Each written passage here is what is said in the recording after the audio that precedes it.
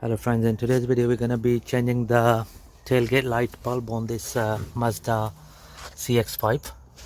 So this is the cover we need to remove to get to the bulb. We'll have to slide in the flathead screwdriver here. There you go. That's how you remove the lid to get to the bulbs at the back. Right, so that's the indicator light bulb, and this is the tailgate light as well as the brake light bulb. In order to change the indicator bulb, so what you do is you just twist the holder like this, and it's a push fit bulb you can buy from any local auto part shop.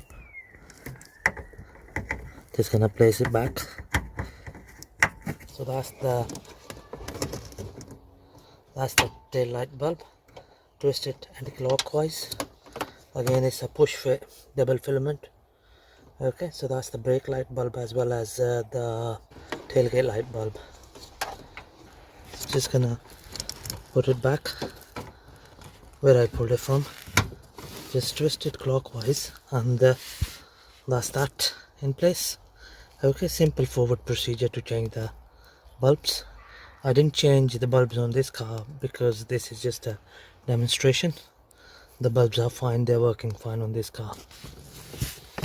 Right, just going to place the cover back into its original place.